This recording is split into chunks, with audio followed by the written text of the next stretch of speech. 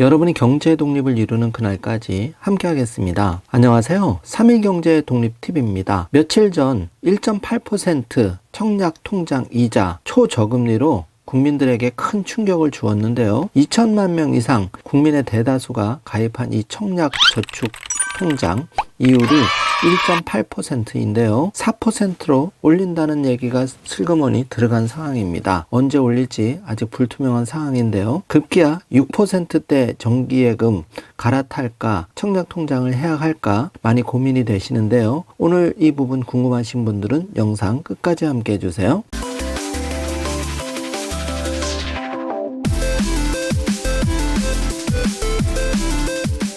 자, 그럼 바로 시작합니다. 1.8% 청약 통장 배신감이 큽니다. 급기야는 청약 통장을 해지하고 6% 정기예금을 찾는 분들이 창구에 늘어나고 있다고 하는데요. 자, 지금 계산기를 돌려보면 이렇게 2천만 원 1.8% 쥐꼬리 청약저축 통장 이율을 계산해 보면 1년에 받는 금액이 세금 5만 5천 원 띄고 나서 30만 원입니다. 정말 어처구니가 없는 일이죠. 그런데 지금 시중의 정기예금 운 좋은 분들은 6%도 가입을 하는데요. 이거를 ISA 비과세 정기예금으로 가입하면 이자만 120만 원이고 세금을 한 푼도 내지 않습니다. 자, 쥐꼬리 30만 원 받는 것과 120만 원 받는 것, 그 차이만 해도 90만 원 어마어마하게 벌어지는데요. 이러다 보니 청약 통장을 해약하는 분들도 늘고 있는데요. 과연 청약 통장을 해약해야 될까요? 아니면 유지해야 될까요? 또 어떤 방법이 제일 현명한지 찬찬히 살펴보겠습니다. 자, 뒤에서 정주 화면으로 현명한 나의 선택 이 부분은 다시 한번 설명을 해드리겠습니다. 자, 그러면 빠르게 상황을 알아보겠습니다. 현재 6년째 1.8% 초저금리 청약 통장 잠자고 있는데요. 무려 그 금액만 105조 원이라고 합니다. 정부가 한마디로 서민 등골을 빼먹고 있는 그런 상황인데요. 지금 미국에서 기준금리 빅스텝을 했죠. 자, 조만간 우리 한국은행의 금리도 4%대를 향해 갈 거라고 생각이 되는데요. 1.8% 적어도 기준금리 정도는 줘야 되지 않을까요? 자, 무려 105조 원이 잠자고 있는데요. 개인별로는 2천만 원 내신 분들도 많고요.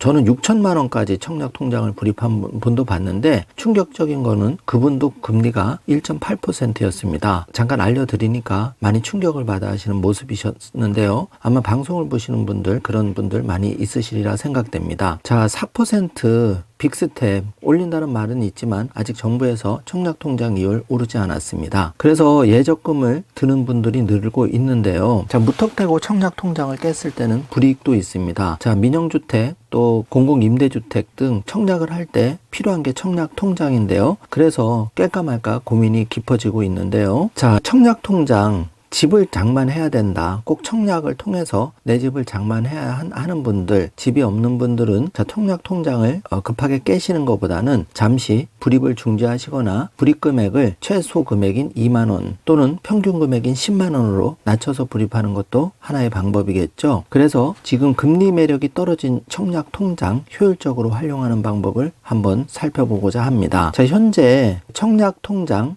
가입자는 2,696만 명인데요. 3개월 연속 감소하고 있습니다. 저금리에 실망한 고객들이 고금리를 주는 정기예금으로 갈아타고 있어서인데요. 또 그 부동산 경기가 급속히 얼어붙고 있어서 청약 통장 해지하는 분들 또 갈아타는 분들이 늘어나고 있습니다. 자, 한 달 동안에만 무려 11,195명이 이탈했다고 하는데요. 고금리 여파와 부동산 경기 악화 두 가지가 겹치면서 청약 통장의 매력이 급속히 떨어지고 있습니다. 자, 시중은행의 금리는 평균 5%고요. 연 10% 이자를 주는 특반 적금도 출시된 상황인데요. 지금 정부에서는 1.8% 여론이 나빠지니까 국토부 장관이 나서서 청약 통장 이자율을 인상하는 방안을 검토 중이라고 했는데 아직 인상된 바가 없습니다. 또 국회에서는 청약 통장 이자율을 기준금리와 연동해 산정하는 내용의 법안이 발의가 됐는데요. 아직 통과가 되지 않은 상황입니다. 자, 청약 통장을 가신 분들 세 가지 정도 선택을 해볼 수가 있는데요. 먼저 내 통장, 청약 통장을 해약할까 고민인데 현재 집값이 폭락하고 청약에 열기가 급냉을 해서 청약통장의 필요성이 감소되었습니다. 그래서 이런 경우에 금리 때문에 그 납입 금액을 낮추거나 불입 정지하는 방법, 요게 한 가지 내가 선택할 수 있는 방법이고요. 자, 두 번째 방법은 이렇게 초저금리 1.8%로 활용해서 청약저축통장 담보대출 4%대 받을 수가 있습니다. 금리는 일단 각 은행별로 따져봐야 하는데요. 그런데 내가 쓰는 마이너스 통장이 7%다. 또 주택담보대출이 7%다고 하면 무조건 청약통장을 4% 담보대출을 받아서 마이너스 통장을 메꾸는 게 유리합니다. 청약통장을 깨지 않아도 이렇게 할 수가 있습니다. 자, 세 번째, 집이 있는데 또 나이가 많은데 청약통장 금리 때문에 그냥 단순히 가입하고 있었는데 금리 매력이 떨어졌다. 그리고 향후 집 장만 계획이 없다고 하면 이런 분들은 고민하셔서 해약하는 것도 하나의 방법이라고 생각합니다. 어차피 청약통장의 주 목적은 민영주택을 저렴한 가격에 공급받기 위한 건데요.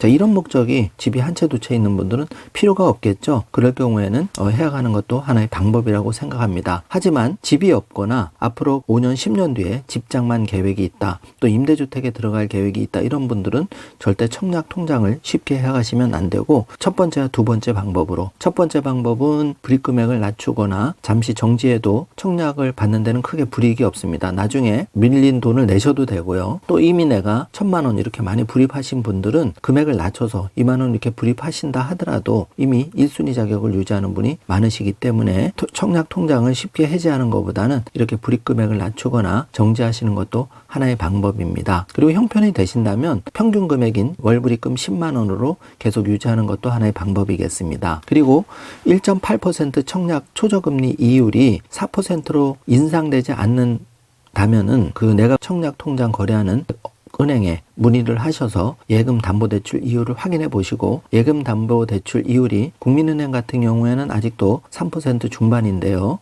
여타 농협이나 다른 은행 만약에 예금담보대출 금리가 4%까지 나온다면 이렇게 7% 마이너스 통장을 쓰시는 분들은 한 번쯤 청약통장 예금담보대출을 받아서 비싼 마이너스 통장을 잠깐 메꿔 놓는 것도 하나의 방법이겠습니다. 자, 그래서 청약통장으로 선택할 수 있는 것 해지 않고 선택할 수 있는 것들이 많은데요. 첫 번째는 이렇게 마이너스 통장을 메꾸는 방법이 기본적인 방법이고요. 두 번째는 ISA 비과세 정기예금의 일부 500만 원, 1,000만 원 통장을 오픈해 놓는 것도 하나의 방법입니다. 이 ISA 비과세 정기예금은 1년에 2천만 원, 3년 만기로 매년 2천만 원씩 최대 6천만 원까지 불입할 수가 있고 비과세 혜택을 활용하면 200만 원까지 이자 소득세에 대해서는 과세가 되지 않습니다. 또 나머지 초과 부분도 15.4% 금융소득 비싸게 내지 않고 분리과세 9.9%로 되니까 이 부분을 꼭 활용해 주시기 바라고요. 자, 불입정지 또는 불입금 조정 10만 원 또는 최저 2만 원대로 청약통장에 불입금액을 조정하고 청약통장이 없는 자녀 앞으로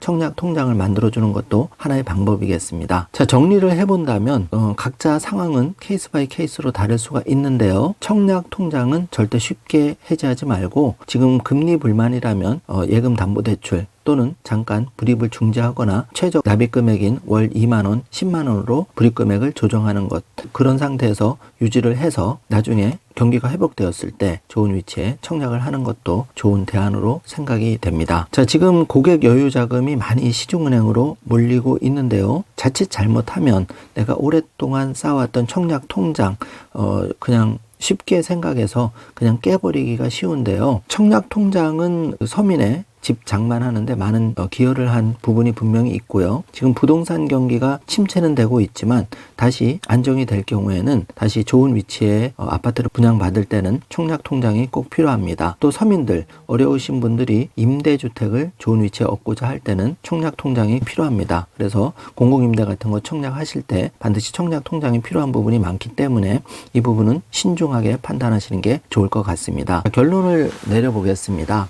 이 청약통장 기존에 한 2천만 원 정도 불입하고 계셨던 분이라면 잘 생각하셔서 ISA 비과세 정기예금 여력이 되신다면 추가로 신규를 통해서 5%, 6% 시중의 정기예금 금리를 따라가시길 바라고요. 혹시 내가 500만 원, 1000만 원 이렇게 거래를 하시는 분 중에 꼭 내 집 마련이 필요하신 분이라면 청약 통장을 쉽게 해지하시는 것보다 나의 형편에 맞게 잠시 정지나 납입 금액을 낮추어서 계속 보유하고 계시다가 나중에 필요할 때 아파트 좋은 위치에 장만하거나 임대주택을 구하실 때 활용하시면 되겠습니다. 또 이마저도 필요가 없다고 하면 나의 소중한 자녀 이름으로 청약 통장을 하나 더 개설해 주는 것도 좋은 방법이라고 생각합니다. 이번 시간에는 이렇게 자칫 시중은행의 고금리 분위기에 휩쓸려서 여러분이 여태까지 5년, 10년 또 길게는 20년 납입한 청약 통장을 쉽게 해지하고 나중에 후회하는 그런 경우가 있을까봐 조심스러워서 영상을 만들어 보았는데요. 오늘 영상 내용을 참조하셔서 각자의 사정에 맞게 잘 적용해서 최고의 200% 효과를 뽑아내시길 바라겠습니다. 오늘 영상 내용이 조금이라도 도움이 되셨다면 좋아요, 구독, 알림 설정 부탁드리겠습니다. 영상 시청해 주셔서 감사합니다.